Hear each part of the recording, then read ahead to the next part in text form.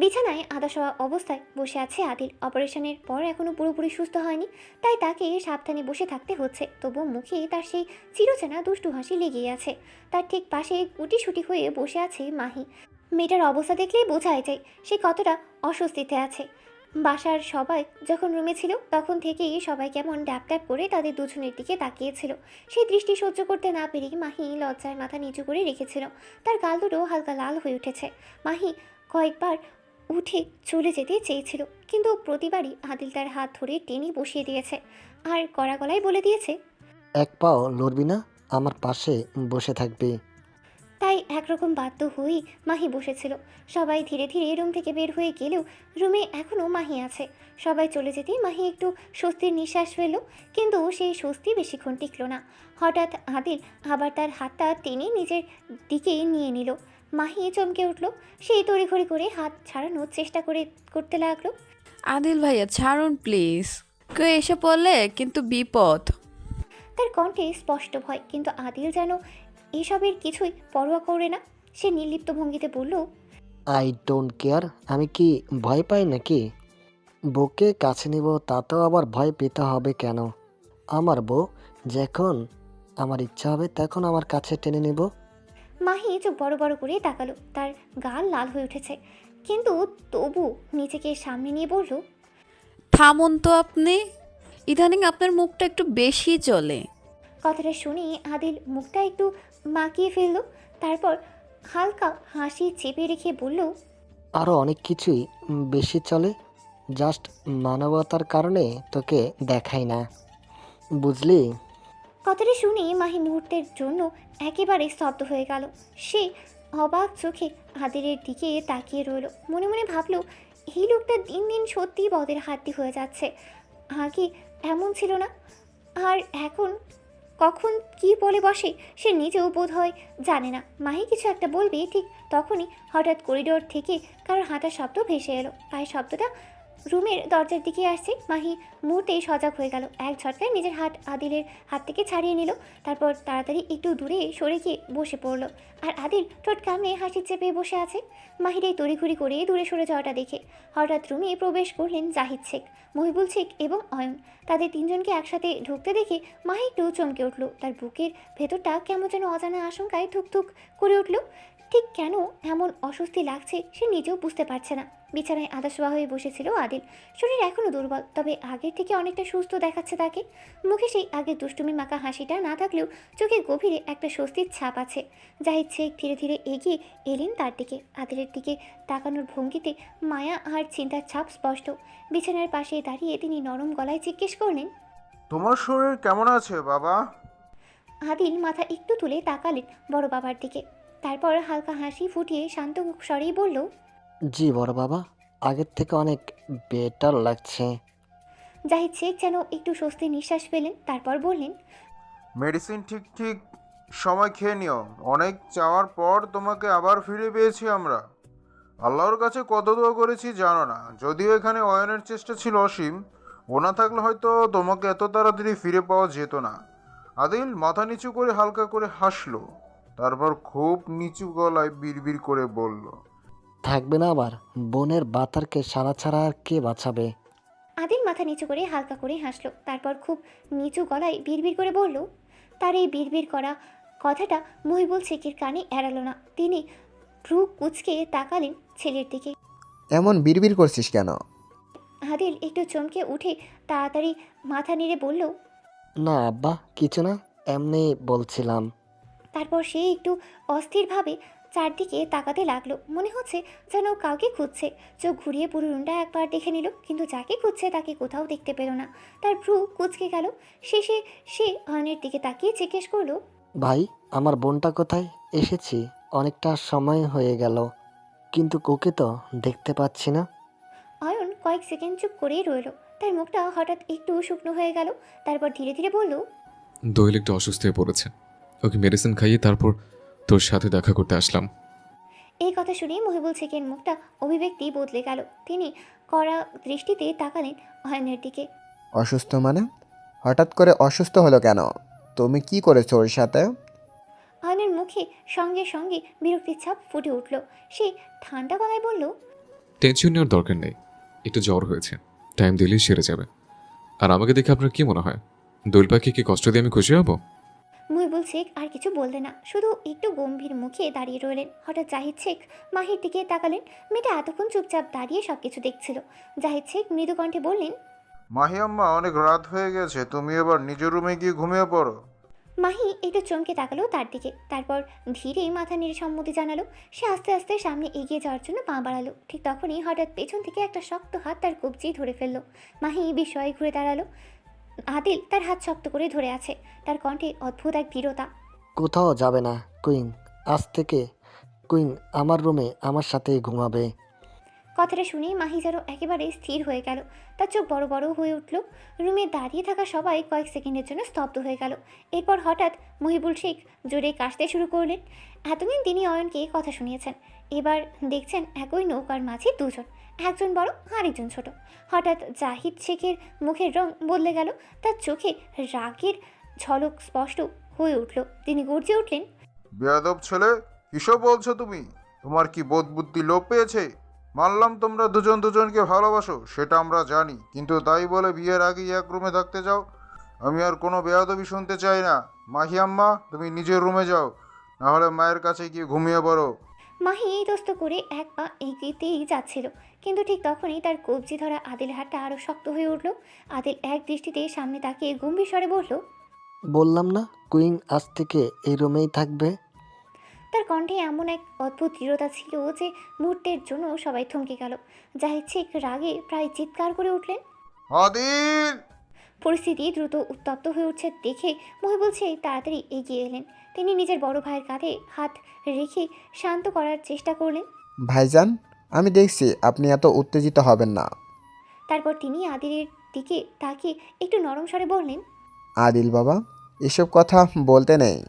আমরা তো আর বেশি দেরি করব না, আর কিছুদিন পরেই তোদের বিয়েটা দিয়ে দেব, তখন না হয়। কিন্তু তার কথা শেষ হওয়ার আগে আদিল অটল কণ্ঠে বলে উঠল, না আব্বা, কুইন আজ এখন এখানেই থাকবে।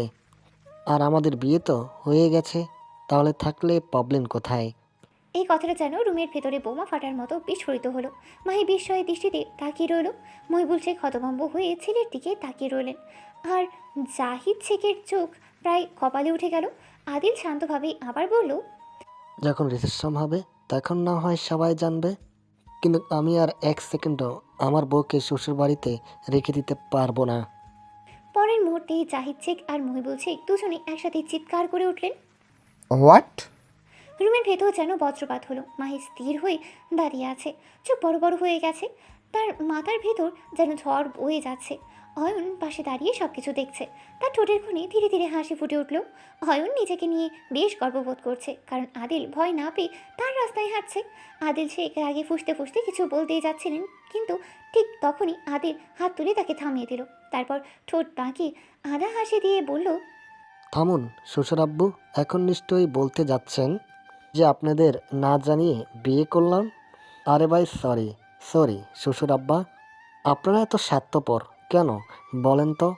আপনারা দুই ভাই তো 18 বছর না হতেই বিয়ে করে বসে আছেন।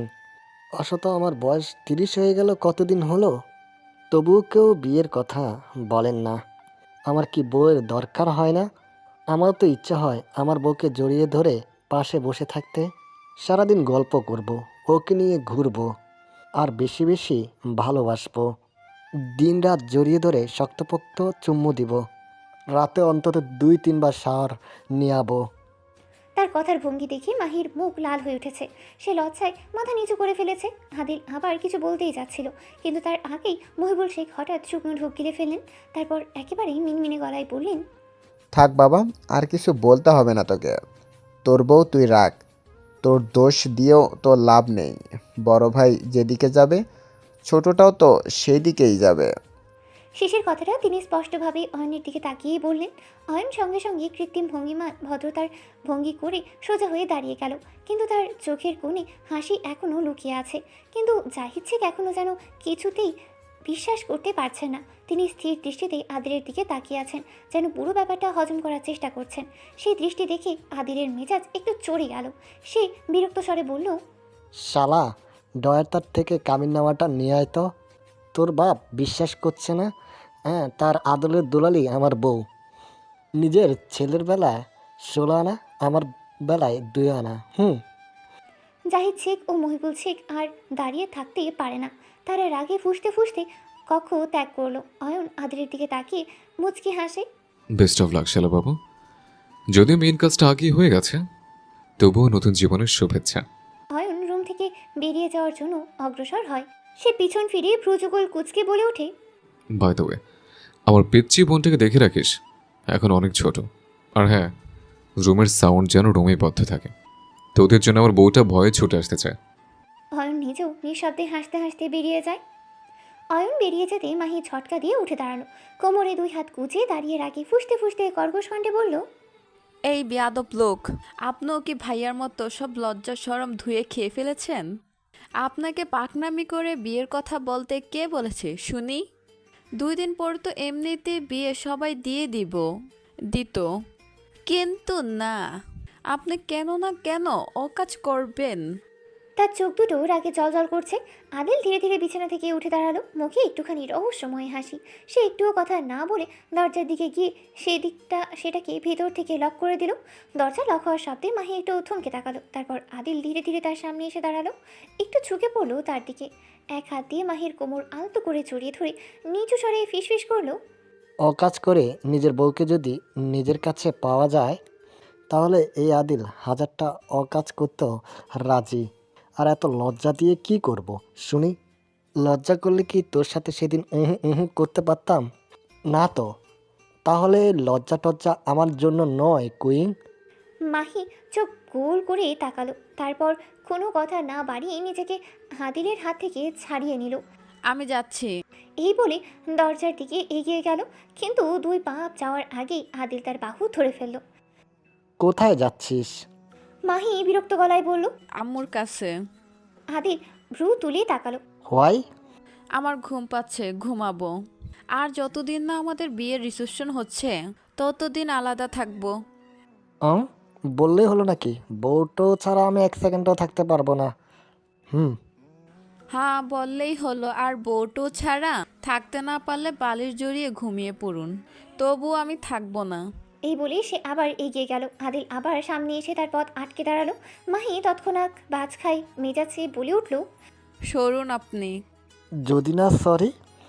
ধাক্কা দিয়ে ফেলে চলে যাব। এত এনার্জি? হ্যাঁ, এনার্জি, এবার সরুন, না হলে সত্যি আপনাকে এবার ফেলে দিয়ে চলে যাব। আদিল হেসে ফেলল। এনার্জি তো থাকবে। স্পেশাল কিছু ডোনাট করেছি কি না? উফ, আদিল, তুই যদি প্রতিদিন একটু একটু করে স্পেশাল কিছু ডোনেট করিস, তাহলে তাড়াতাড়ি তোর চিকনাবো গুলু গুলু হয়ে যাবে। আর তখন সব কিছুতে এত হাড্ডি হাড্ডি লাগবে না। আদিল ভাইয়া। আদিল আরেকটু এগিয়ে এলো। এবার তার কণ্ঠ অনেকটা নরম। সে আলতো করে মাহির চিবুক তুলে বলল, আমাকে এত দুর্বল ভাবিস না কুইন। আমাকে 16 আনা দেখতে হলেও 18 আনা যন্ত্রণা দেওয়ার ক্ষমতা রাখি। নেহাত তুই ছোট মানুষ, তাই অল্পতেই ছেড়ে দেই। আর আজ তোর আমিটা একটু অসুস্থ, তবুও চল দেখি এই অসুস্থ মানুষটাকে কতটা সামলাতে পারিস। সবসময় ভালোবাসি ভালোবাসি বলতি না? চল তোকে দেখিয়ে দিই আমি ভালোবাসতে শুরু করলে তুই সহ্য করতে পারিস কি না। আদিল হাঁচকা টান দিয়ে মাহিকে বিছানায় ফেলে দিল। অপ্রস্তুত মাহি ভয় বেডশিট খামচে ধরল। সে খুব ভালো করে বুঝতে পারছে আদিল তাকে আজ কোনোভাবেই ছাড়বে না, তার নেশাময় আসক্তিতে ডুবিয়ে ছাড়বে। আহি ধীরে ধীরে সজাগ হয়। চোখের পাতা ভারী লাগছিল, তবুও সে চোখ পিটপিট করেই তাকালো। ঝাপসা দৃষ্টি একটু পরিষ্কার হতেই সে বুঝতে পারলো সে অয়নের বাহুর ভেতরেই আছে। অয়ন তাকে শক্ত করে জড়িয়ে ধরে আছে, তার গভীর মনোযোগ দিয়ে তার দিকে তাকিয়ে আছে, চোখে অদ্ভুত এক মায়া। আহি কিছু বলল না। ধীরে ধীরে সেই মুখটা সরিয়ে অয়নের টি শার্টের ভেতর গুজে দিল। এই অভ্যাসটা তার অনেক দিনের। যখনই খুব বেশি কষ্ট হয়, বুকটা ভার হয়ে আসে, তখন সে এমন করে অয়নের বুকের কাছে লুকিয়ে থাকে। মনে হয় যদি পারতো তাকে সরাসরি অয়নের বুকের ভেতর ঢুকে যেত, যেখানে থাকলে হয়তো সব কষ্ট মিলিয়ে যেত। সে আরও শক্ত করে অয়নের টি শার্ট খামচে ধরলো। পরের মুহূর্তেই তার বুক ফেটে কান্না বেরিয়ে এলো। ডুকরে ডুকরে কেঁদে উঠল সে। অয়ন কিছু বলল না, শুধু এক হাত দিয়ে ধীরে ধীরে তার মাথায় হাত বুলিয়ে দিতে লাগলো। আঙুলগুলো আলতো করে চুলের ভেতর দিয়ে বয়ে যাচ্ছে। প্রিয় মানুষটার এই নরম স্পর্শ পেতেই আহির কান্না যেন আরও বেড়ে গেল। সে যেন সব জমে থাকা কষ্ট একসাথে বের করে দিতে চাইছে। অয়ন তবুও চুপ করে রইল। সে জানে তার দোয়েল পাখিটা যখন এভাবে কাঁদে তখন তাকে থামাতে নেই, বরং কাঁদতে দিতে হয়। যত কাঁদবে ততই বুকের ভেতরে চাপা কষ্টগুলো হালকা হবে। কিছু সময় এভাবেই কেটে গেল। অয়ন আলতো করে আহিকে নিজের বুক থেকে সরিয়ে নিল। তারপর দুই হাতে আহির মুখটা ধরে তাকালো তার দিকে। চোখ দুটো কান্নায় ভেজা, গাল লাল হয়ে আছে। অয়ন ধীরে ধীরে তার মুখে অজস্র চুমুতেই ভরিয়ে তোলে। শেষে আলতো করে তার চিবুকে ঠোঁট ছুঁয়ে ফিসফিস করে বলল, পাখি, কষ্টটা একটু কম লাগছে?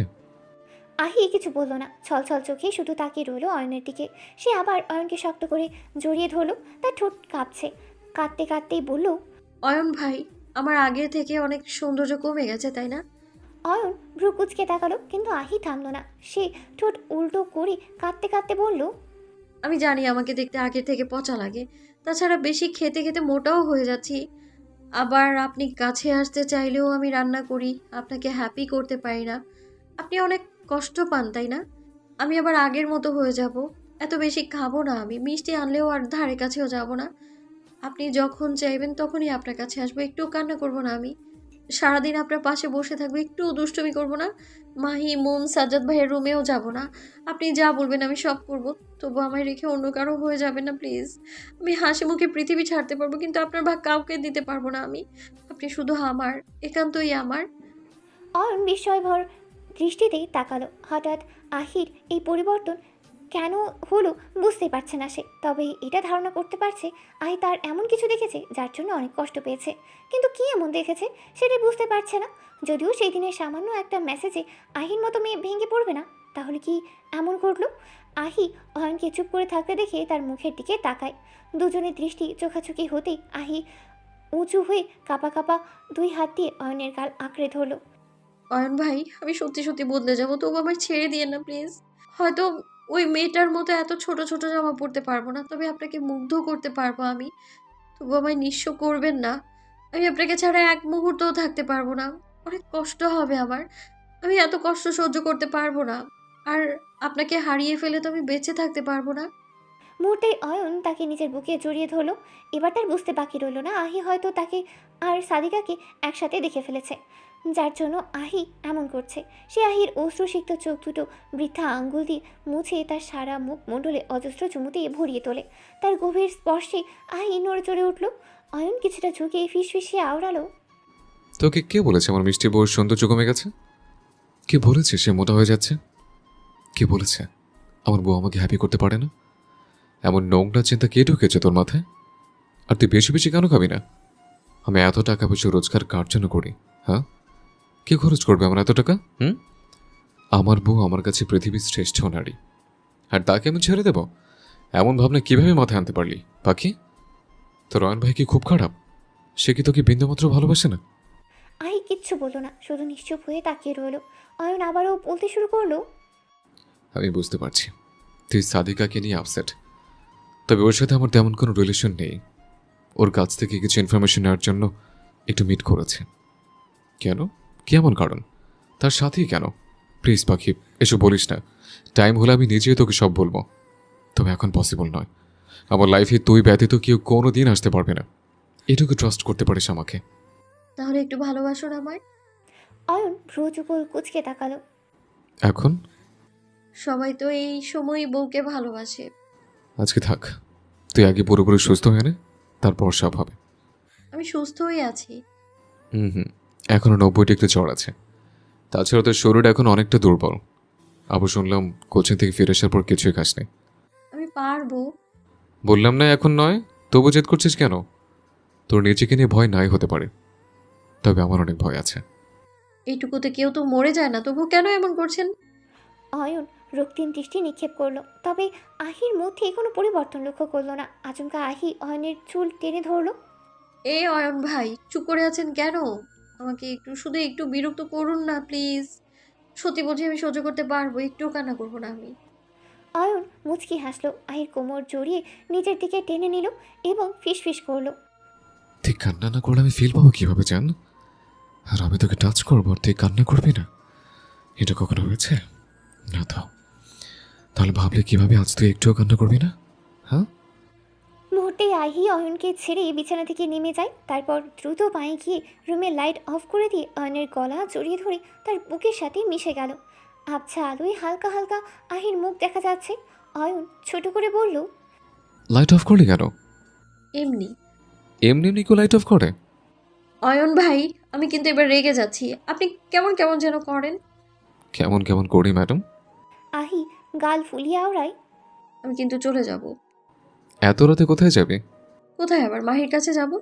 সে এখন রুমের লাইট অফ করে তার বরকে সেবা করছে, সো তার কাছে গিয়ে কোনো লাভ হবে না। মানে? এত মনে মনে করিস কেন?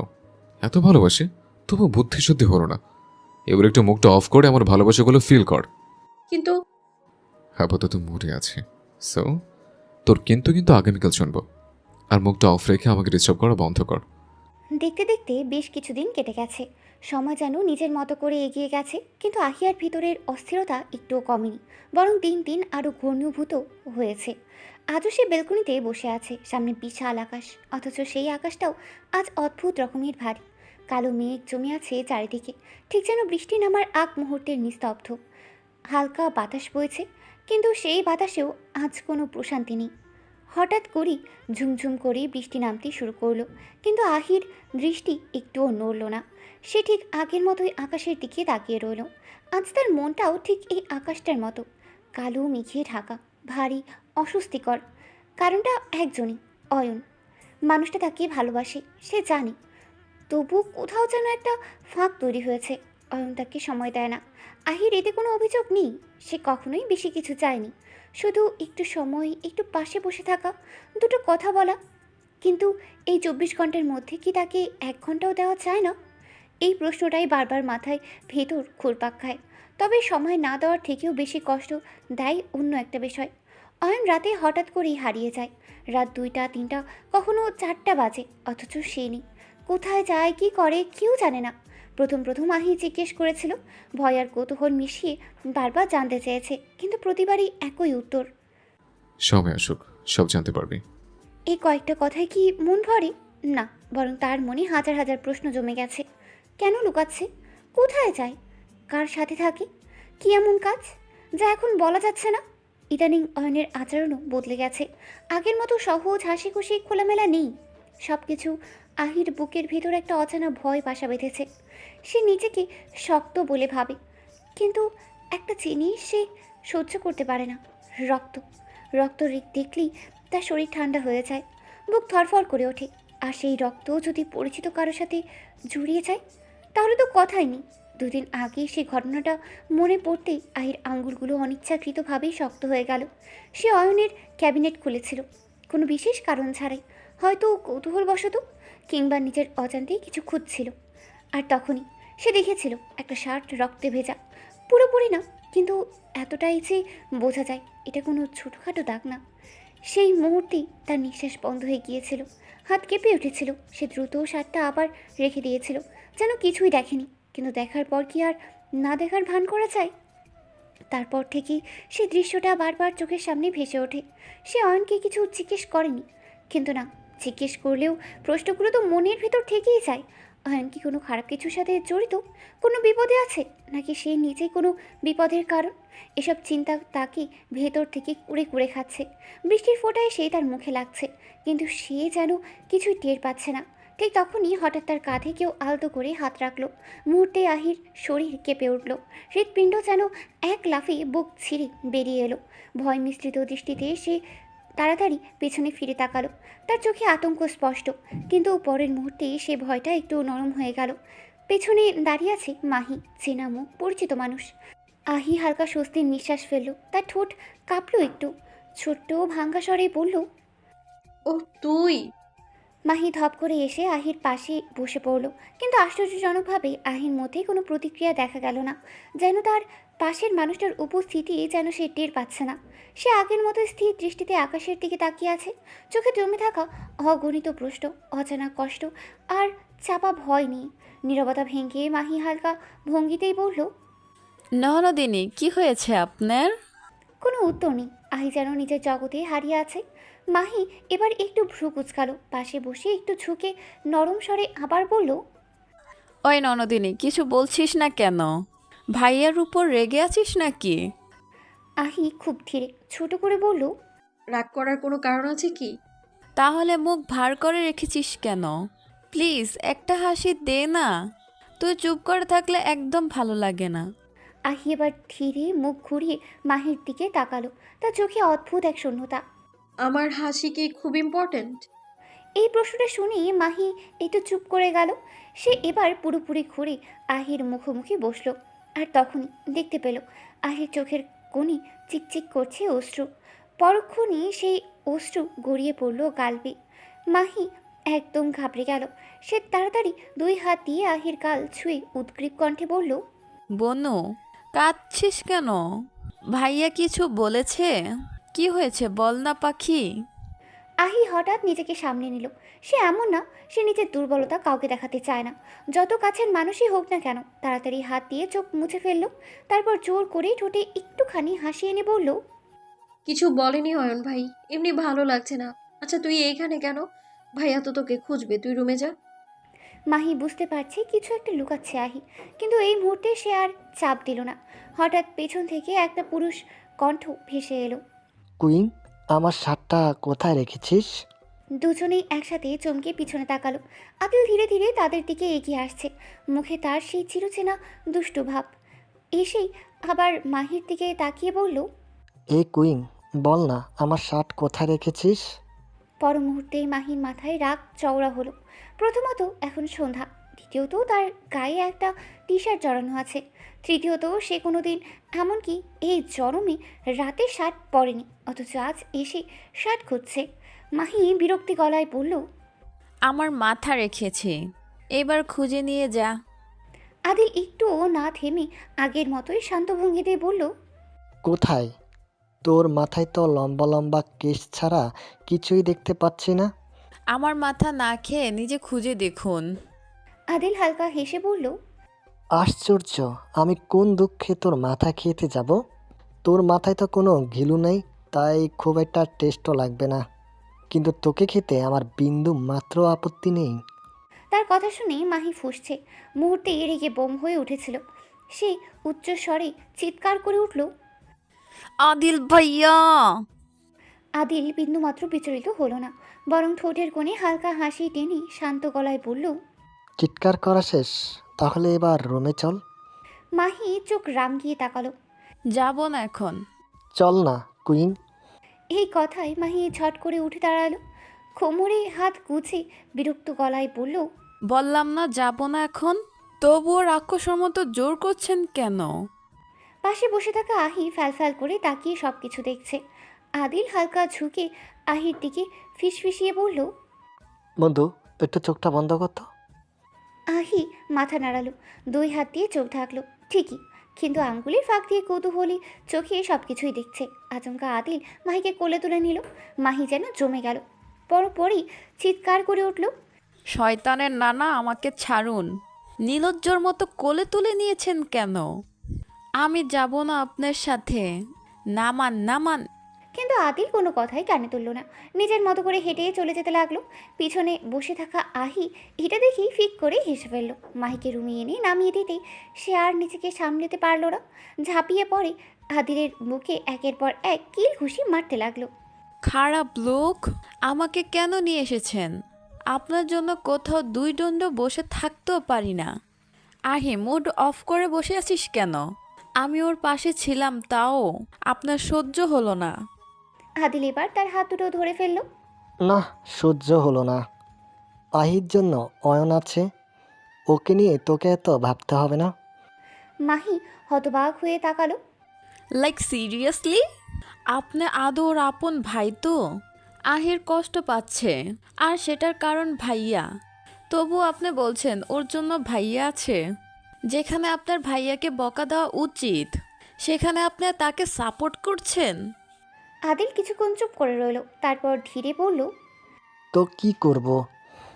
এই এক কথাতেই যেন মাহির ভিতরে সব জমিয়ে থাকা অভিমান বিস্ফোরিত হয়ে বেরিয়ে এলো।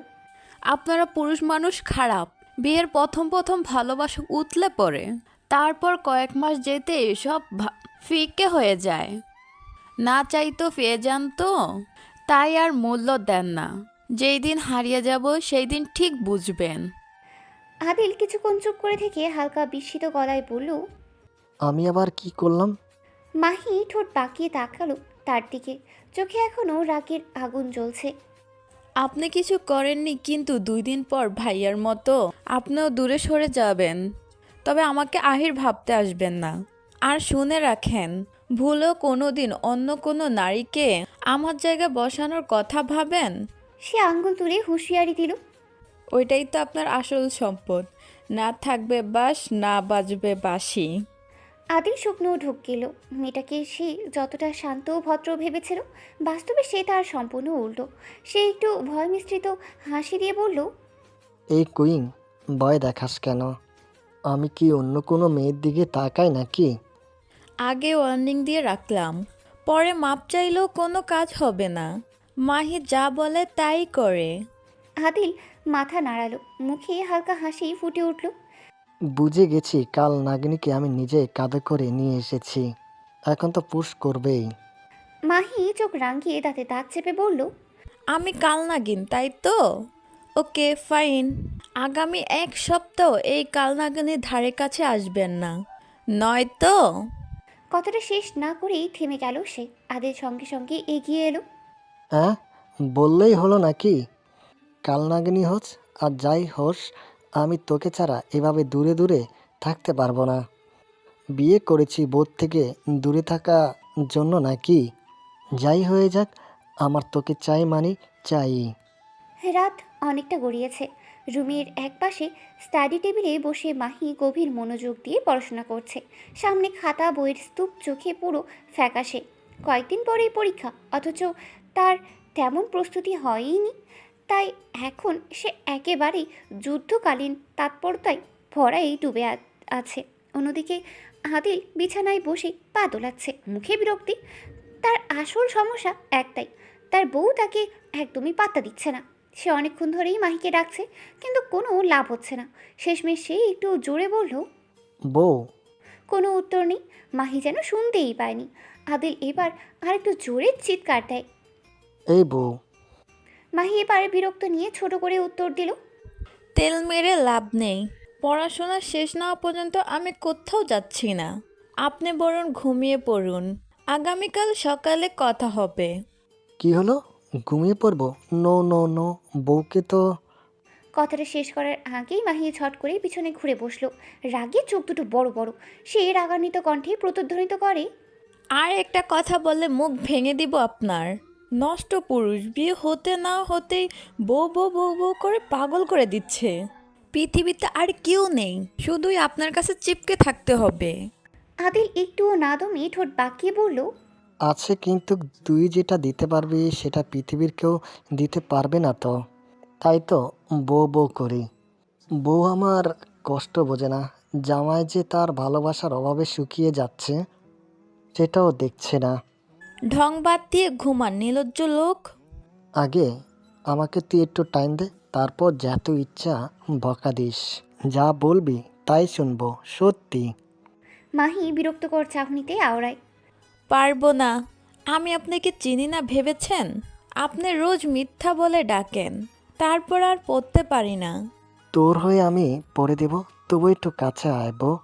কষ্ট হচ্ছে, বুঝিস না কেন? আয় না, লক্ষ্মী কুইন।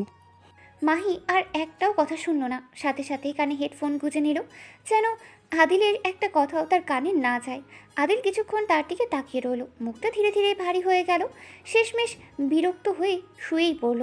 কিছুক্ষণ পর মাহি পড়ার ফাঁকে আর চোখে তাকিয়ে দেখল আদিল ঘুমিয়ে গেছে। তার মুখে হালকা স্বস্তির ছাপ ফুটে উঠল। ধীরে ধীরে সে বই বন্ধ করলো, রুমের লাইট অফ করে নিঃশব্দে বিছানার দিকে এগিয়ে গেল। তারপর আদিলের বুকের উপর রাখা কোলবালিশটা টেনে নিয়ে এক ঝটকায় মেঝেতে ফেলে দিল। গজগজ করতে করতে বলল। বালিশ বালিশের মতো থাকবি, তুই কেন আমার জামাইয়ের বুকে লেপ্টে থাকতে বললো তো? জামাইয়ের জন্য আমি আসি, সো তুই আউট। কালকে তোকে এই রুম থেকে আউট করে দিব, শালা। নিজের কথাতেই সে একটু হাসলো। তারপর ধীরে ধীরে আদিলের বুকের ওপর মাথা রেখে তাকে শক্ত করে জড়িয়ে ধরল। একটা অদ্ভুত শান্তি নেমে এলো তার ভেতরে। ঠিক তখনই হালকা একটা হাসির শব্দ কানে এলো। মাহি চমকে উঠে তাকালো, দেখলো আদিল তার দিকে তাকিয়ে হাসছে। মুহূর্তেই মাহির চোখ বড় হয়ে গেল। সে তো ভেবেছিল লোকটা ঘুমিয়ে আছে। কিছুটা অপ্রস্তুত হয়ে বলল, আপনি এখনো ঘুমাননি? আদিল কোনো উত্তর দিল না, বরং দুই হাত দিয়ে মাহির কোমর শক্ত করে জড়িয়ে তাকে নিচের দিকে টেনে নিল। নরম কণ্ঠে আওড়ায়, হুম, বউকে রেখে কিভাবে ঘুমাবো? একবার অন্তত বই রেখে আমার দিকে নজর দে। দেখ কত শুকিয়ে গেছি আমি। মাহি ঠোঁট চেপে হেসে ফেলল। কই, আপনি তো একদম ঠিকঠাক আছেন। জলহস্তির মতো চেহারা, জলহস্তির মতোই লাগছে। আদিল অবাক হয়ে বলল, কুইং, মাঝরাতে আমাকে খোঁটা দিচ্ছিস? কোথায় আমাকে জলহস্তির মতো লাগে? আমি তো একদম চিকনা চাকনা। মাহি ভ্রু তুলে তাকিয়ে ঠাট্টা করে বলল, ঠিক বলেছেন, 80 কেজির বেডা বেশ চিকনা। আদিল একটু বিরক্ত গলায় বলে উঠল, আমি যা ইচ্ছে হই তাতে তোর কি? তোর বাপেরটা খেয়ে মোটা হয়েছি নাকি? কথাটা মুখ থেকে বের হতে যেন পরিবেশটা বদলে গেল। মাহি এক মুহূর্তে স্থির হয়ে গেল, তার চোখের দৃষ্টি বদলে গেল। সে বাজখায় মেজাজ বলে উঠল, আমার বাপকে নিয়ে কথা বলবেন কেন? ও 2 দিন হলো না আমি আপনার টাকা খাই বলে আমাকে কথা শোনাচ্ছেন? খাবো না আপনার ভাত, থাকবো না আপনার রুমে। কাল থেকে আমি আমার বাপের টাকা খাবো। 2 দিন যেতে খাওয়ার খোটা দিচ্ছেন, আর 2 দিন আগেও তো আমার রাস্তায় ফেলে আসার কথা বলেছেন। কথাগুলো বলেই মাহি আর এক মুহূর্তও দাঁড়ালো না, গটগট করেই দরজা খুলে রুম থেকে বেরিয়ে গেল। মাহি, কুইং, শোন প্লিজ। আদিল ডাক দিল, কিন্তু ততক্ষণে দেরি হয়ে গেছে। সে হাজার চেষ্টা করেও তাকে থামাতে পারল না। দরজা বন্ধ হওয়ার শব্দটা যেন তার মাথার ভেতর গেঁথে গেল। আদিল হতাশ হয়ে বিছানায় বসে পড়ল, 2 হাত দিয়ে মাথা চেপে ধরল। দূর, ওর বাপের কথা টানতে গেলাম কেন? মায়া মানুষ সত্যিই ভালো না। কথা না বুঝিয়ে তিলকে তাল বানিয়ে চলে গেল। আদিল নিজেই নিজের ওপর প্রচণ্ড ক্ষিপ্ত। তোকে একটু মোটা বলেছে, তাতে কি হয়েছে? এখন যে তোকে কতদিন বউ ছাড়া থাকতে হবে কে জানে।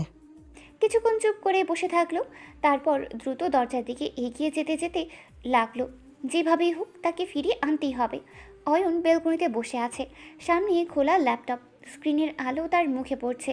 কানে হেডফোন গুজে কিছু একটা গভীর মনোযোগ দিয়ে করছে। তার মুখে আজ কোনো কোমলতা নেই, বরং এক ধরনের কঠোরতা, অচেনা এক ছায়া। ঠিক তখনই আহির ঘুম ভেঙে গেল।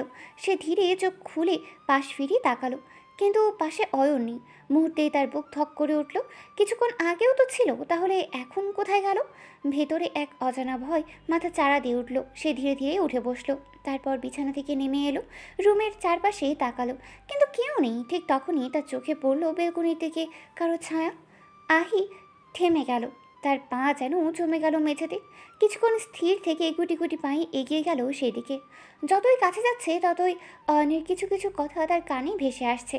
সে আর সামনে গেল না, বেলকনি দরজার আড়ালে নিঃশব্দে দাঁড়িয়ে রইল।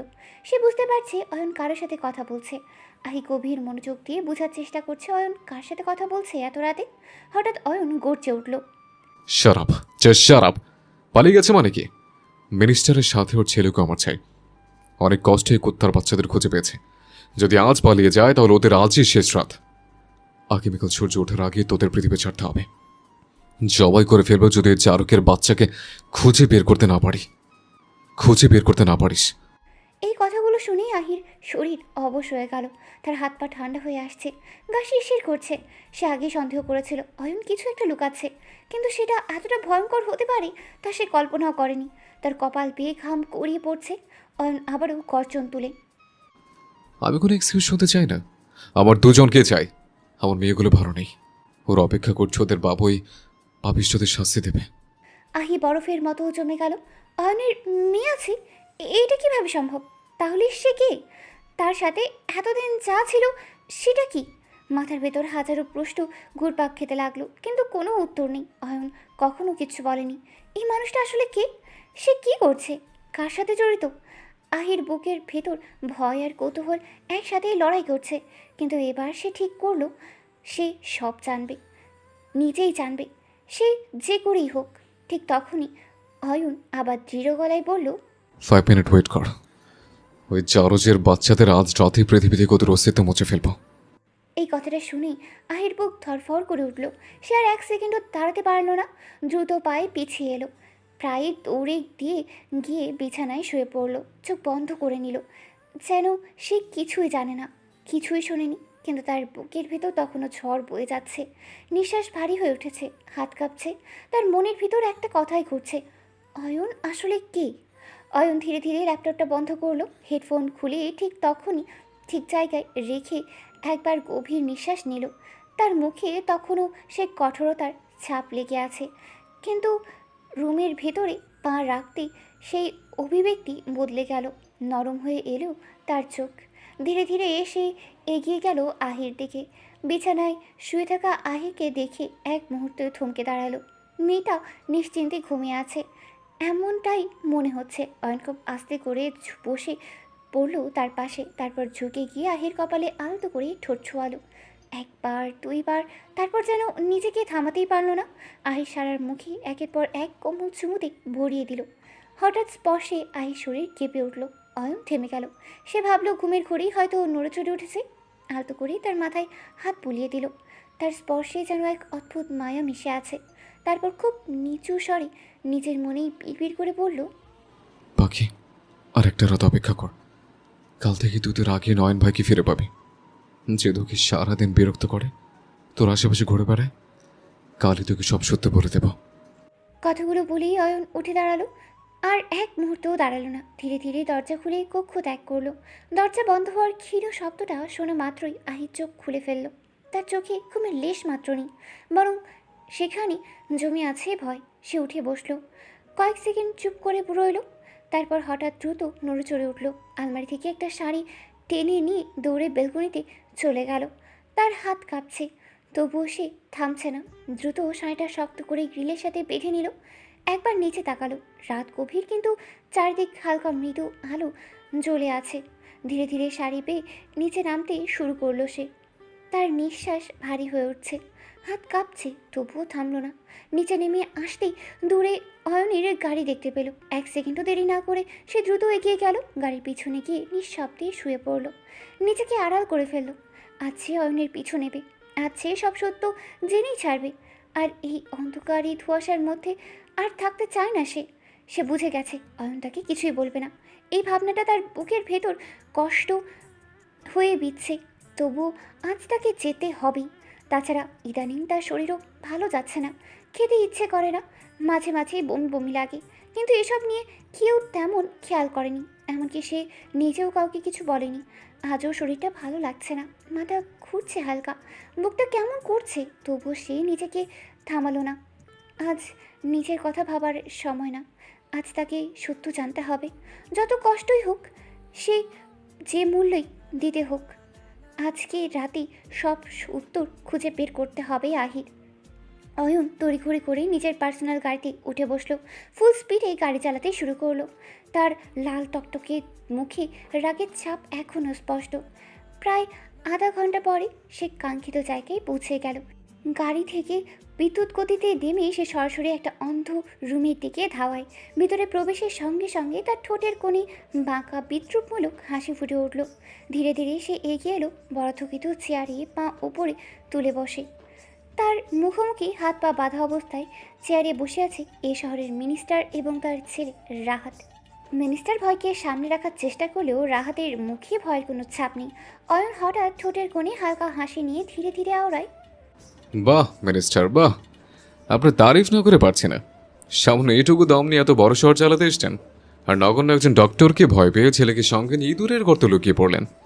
আর ভেবেছিলেন আমি খুঁজে পাবো না আপনাদের। স্যাডলি মনে আপনি ভুলে গেছেন আমি আদনান শেখ অয়ন, যাকে কেউ আঘাত করলে তাকে বন্ধু বানিয়ে বুকে টেনে নেয়, কিন্তু তার প্রিয় মানুষদের দিকে একবারও ভুলেও তাকালে তাদের অবস্থা হয় করুণতার চেয়েও করুণ। আর আপনি তো শুধু আমার প্রিয় মানুষ নয়, আমার কলেজে হাত দিয়েছেন। সো আপনি কীভাবে ভেবেছিলেন এত সহজে আপনাকে ছেড়ে দেব? মিনিস্টার অবাক হয়ে তাকিয়ে রইল। সে নিজেও বুঝতে পারছে না অয়ন কিভাবে তাদের ডেরা খুঁজে পেয়েছে। এই জায়গার অস্তিত্ব জানে কেবল হাতে গোনা কয়েকজন।